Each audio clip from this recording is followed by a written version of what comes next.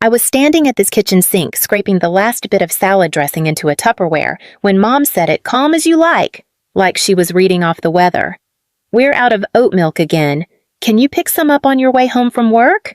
I didn't look up. I just pressed the lid down and asked, "Is this for you or for Lauren's hormones?" She didn't laugh. She never does when it's about Lauren. "It's for her tea," she said, folding the grocery list like it was a church bulletin. "She needs to relax before her flight." I paused. "What flight to Reykjavik? Didn't she tell you a beat? It's for her women's retreat." "Iceland. Cold air is good for resetting cortisol levels." The faucet kept running. My hands were wet. I turned around slowly. "She's going to Iceland." Mom blinked like I'd asked something odd. "Just a few days. Spa resort. It's all very holistic. She's been so stressed lately, Cassie." I stared at her. Iceland, spa, holistic, stressed. That was the word she used, not irresponsible, not unemployed for 19 months, not the reason I've been covering the mortgage, the groceries, the phone plan, the utilities, and apparently now the oat milk for Icelandic hormonal balance. How's she paying for it? "She won it," Mom said quickly. "A raffle or something online." "Of course she did. She won a retreat to Iceland in a raffle," I repeated. "Yes." A pause. "Don't sound so skeptical, Cassie. She deserves something good." I dried my hands slowly. The edge of the dish towel caught on my ring. "When I got promoted to team lead last year, you said congratulations and then asked if I could help with the water bill. That was your whole response." Mom's face tightened. "That's not fair." "No," I said. "It isn't." From the hallway, I heard the jingle of keys. Lauren breezed into the kitchen like it was her private runway. She was wearing the parka I gave her last Christmas. The one she said was too boring. She looked radiant. She opened the fridge. "Where's the oat milk?" I didn't answer. Mom handed her the folded list. "Cassie's picking some up." Lauren kissed her cheek. "Thanks, sis," she said without looking at me. Then she floated out the door just like that. I watched the door close behind her. The silence after felt heavier than before. "I thought she was broke," I said. "She needed the trip," Mom replied. "You don't understand how hard it's been for her staying home all day." I didn't argue. The sink was still running. I didn't turn it off. Because deep down, I knew something was off. Not just this trip, not just the oat milk. It had been off for a long time. I just didn't want to be the one to say it. Not yet, but that was about to change. The next day, I searched Retreat Iceland raffle just to see if it was a real thing. It wasn't. I wasn't surprised. I asked Mom about it again over dinner casually. She was reheating something frozen and pretending it was homemade the way she always did when she wanted to look like she was holding the household together. "So, what kind of raffle was it?" She blinked, then looked down at the microwave like it had just said something inappropriate. "Just a travel sweepstakes thing," she said. "You know how Lauren is with those online entries. She's always entering something." I took a bite of dry meatloaf and nodded slowly. Funny she didn't say anything. She usually brags about things like that. Mom gave me a look. "She probably didn't want to upset you. You've been working so hard lately." That was new. Concern. "I'm not upset," I said, and I wasn't. Just tired. Tired of being treated like the backup generator of the household. Always humming, always running, only noticed when something breaks. The next morning, the credit card company called. I was in a meeting when I saw the number flash across my phone. I let it ring twice, then answered something in me said I shouldn't wait. "This is Andrea from Goldline Credit." The woman said polite but firm. "We're calling to verify some activity on your account." I stepped out of the room. "What kind of activity?" "Multiple high-value transactions out of Reykjavik, Iceland," she said. "Luxury lodging spa services retail." "Just confirming you're traveling." I closed my eyes. "No," I said. "I'm not." A pause on her end. "Would you like to freeze the card?" "Yes," I said, immediately. $24,000. That's how much had been charged to my gold card in under 3 days. I scrolled through the itemized report she emailed me: boutique hotel, private tour, thermal spa, 4 restaurants, and something labeled Glacier Heli Excursion. I forwarded it to myself, then printed it at home. I left the pages on the table where Mom always read her paper. I didn't say anything. That evening, I came home to a strangely calm living room. Mom was folding laundry with extra purpose. Dad, who rarely spoke unless ESPN was on, cleared his throat. She didn't mean anything by it, he said. I waited. The card was just lying there. You always leave it out, Mom added. It's not like she stole it. I picked up the page from the table, held it up. $24,000 in 3 days. She thought it was expiring, Mom said quickly. She didn't want it to go to waste. I stared at her. She said that I asked. Mom hesitated, more or less. I didn't say another word, just picked up the paper and went upstairs. On the voicemail, Lauren's voice was chipper. Hey, sis, she said. Looks like the card stopped working. Can you fix that? I still need to book the ice cave tour. Love you. She hung up without waiting for a reply. I didn't tell them right away that the card was frozen. They found out the next morning when Lauren called from the hotel lobby. Mom was in the living room pouring her third coffee of the day. The mug said, Grateful Heart on the front. She says her card isn't working. Mom said, phone to her ear. I didn't look up from my laptop. No, it isn't. She blinked. You turned it off. I reported it stolen. I said calmly. Dad from his recliner. That seems excessive. She took it without asking, I replied. That's theft, last I checked. Mom's voice was tight. You always overreact. Lauren called again. I didn't answer. She left a voicemail. Seriously? You canceled it. I have things booked, Cass. That's incredibly immature. I was going to get you something. That last part, I don't know why that made me laugh. Maybe because it was said with such confidence, as if a t-shirt from a tourist shop justified $24,000 in unapproved charges. Later that day, Mom knocked on my bedroom door. She hadn't done that in years. We need to talk, she said. I shut the laptop. She stepped in and sat down like she still had authority in the room. She's stranded. She's in a 5-star hotel. She has no food money. She ordered truffle risotto last night. It's on the invoice. She's your sister. That again. That ever-reliable script. Family. Obligation. The eldest daughter as contingency plan. I sat up straighter. Do you remember when I was in college and got that stomach ulcer from working 3 part-time jobs? Mom looked uncomfortable. You're bringing that up now. I called you crying, I said. I needed help with a hospital bill. $2,000. Silence.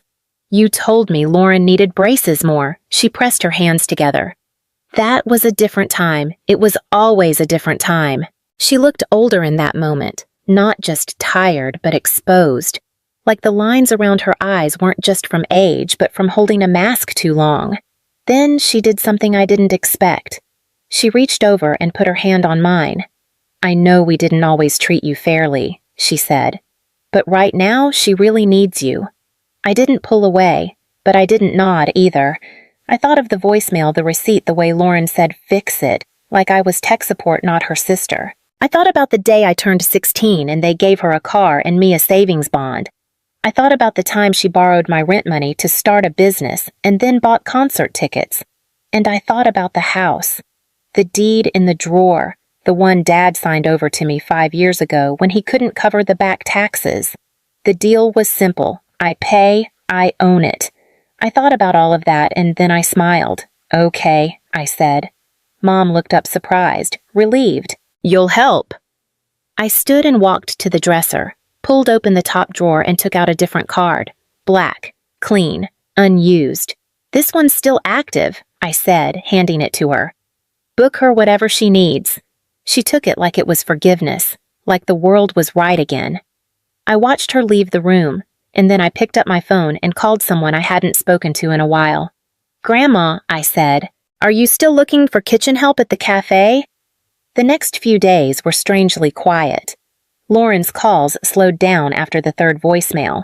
She'd moved from cheerful to annoyed to something that sounded like passive apology. She never said the word sorry, but there were enough sighs and drawn-out pauses to let me know she thought that counted. Mom started moving with a little more softness. Less commanding, more suggestion, like offering a cup of coffee when I came home. Like asking how work was but not waiting for the answer. And me, I smiled. I nodded. I said yes. I handed them a card. It wasn't the gold one. That one was gone dead buried. This one was black newer. It had been sitting in the back of my drawer for over a year. I'd gotten it after a client event never used it. I activated it, set a limit, and handed it over. She still has some things to cover, I said neutral. Flights, meals, whatever. Mom looked like she'd just been handed a second chance. She didn't ask why the card looked different. She didn't ask why I activated one I hadn't touched in months. She didn't ask anything. That was how I knew she was still playing her role, and that she thought I was still playing mine. Lauren texted the next night, cards working. You're the best. I'm bringing back a surprise. I didn't answer. Instead, I packed 3 boxes and booked a moving service for the following Tuesday. Just clothes books, paperwork, the things that mattered. The rest could be replaced or forgotten. I called the realtor the next morning. Her name was Andrea. We'd met once at a networking event 3 years ago. She remembered me, asked how the house was holding up. I told her I was ready to let it go. She didn't need to know the rest, only that the deed was in my name, that I was the sole signatory, and that I'd be out by Friday. She said she had a buyer who'd been waiting on this block for months. We scheduled the walkthrough. In the garage, I found the copy of the tax transfer papers Dad had signed. I'd kept them in an old folder marked temporary. I never changed the label. Upstairs, I removed the framed family photo from the hallway, the one from Christmas 7 years ago. I'd been cropped at the edge, barely a shoulder. It used to bother me. Now it made sense. I was never really in the picture, just close enough to cast a shadow. I didn't tell anyone I was leaving. Not yet. I left the key under a rock in the garden for the moving crew. Marked the boxes kitchen documents don't lose. Then I drove to Grandma's. She opened the door like she'd been expecting me. No questions, just a nod and a small smile that didn't quite reach her eyes. I have 3 rooms, she said, and no patience for nonsense. I smiled. Perfect. Inside, the house smelled like flour and tomatoes and old wood. The kitchen was loud clatter orders shouting in English and Spanish and something in between. Her cafe hadn't changed. Neither had her rules. You ready? She asked. Not yet, I said, but I will be. She wiped her hands on a towel and looked me in the eye. They'll show up. When they do, I'll handle it. I know, and I did. They came back on a Thursday, mid-afternoon. Sky, half-cloud suitcase wheels dragging over the walkway like a warning. I was waiting. Not inside the house. On the porch swing. Lauren got out of the car, first, smiling like we were sisters who actually talked. You came to pick us up. I didn't answer. Dad grabbed the bags. Mom reached for her keys. She tried the lock. Then again. She looked at me confused. Did you change the door code? No, I said. I changed the lock. She blinked. Why, you don't live here anymore. She laughed that dry, clipped laugh she used when something made her uncomfortable.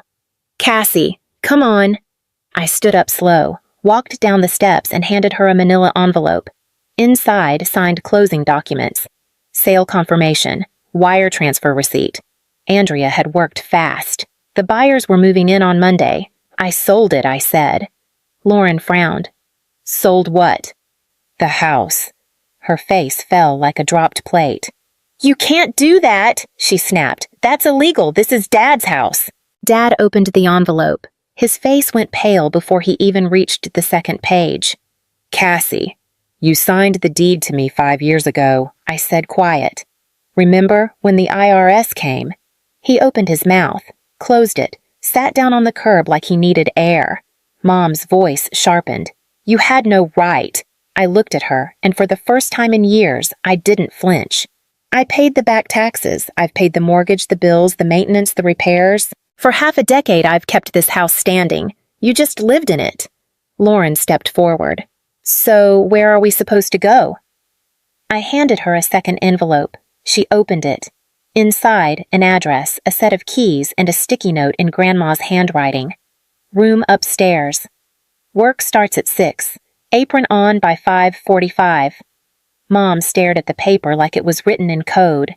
You sent our things to your grandmother's. I sent your things to your mother, I corrected.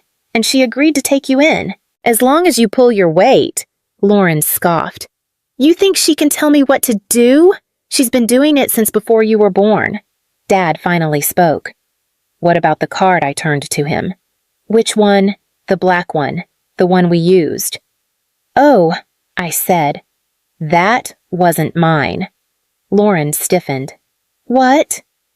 That card was yours, I said, meeting her eyes. You opened it 2 years ago, left it in a drawer when you quit that copywriting job. I never used it, she snapped. You did now. She looked at the paper in her hand, then back at me. You're lying. I didn't reply. The moving truck pulled into the driveway.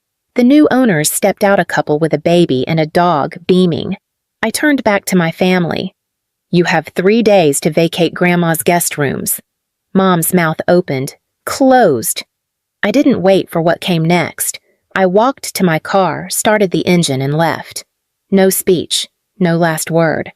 The house was already gone. So was I. It was quiet for a while after that.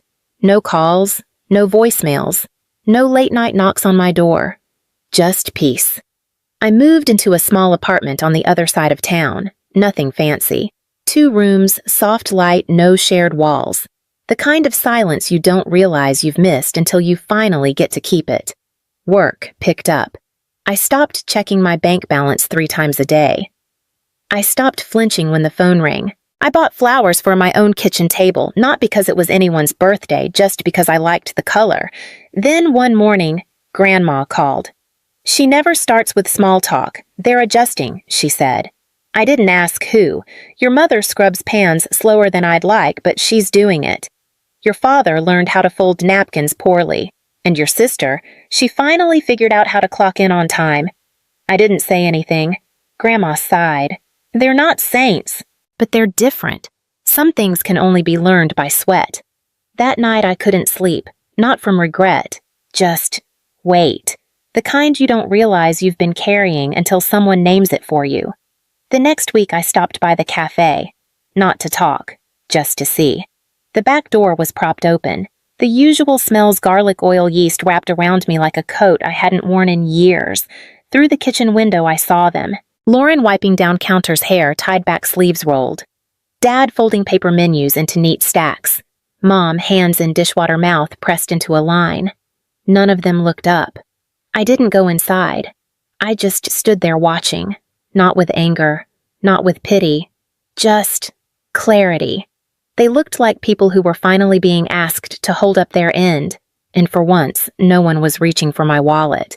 I walked back to my car. Later that week, I got a letter, handwritten. My name in careful cursive I hadn't seen since childhood. Inside one line, you were right. I just didn't want you to be. Mom. No apology, just that. It was enough. I folded it, slid it into a shoebox with a few other things I hadn't thrown out yet. An old photo, a birthday card from Grandma, the receipt for the back taxes I paid the year they nearly lost everything. I didn't cry. I didn't smile. I just closed the lid. Months passed. Seasons changed. Sometimes I'd hear about them secondhand through Grandma or a friend from church. Lauren got a second job. Dad fixed the cafe's leaky pipes. Mom started baking again. None of it made me feel anything big, just something small. Like, maybe... The ground had settled. One Sunday, I walked by the old house. New paint, new flowers, a tricycle in the driveway. I didn't stop, didn't slow down, because this wasn't a story about getting back what I lost. It was about leaving before I lost myself, and making sure no one ever erased me again. See.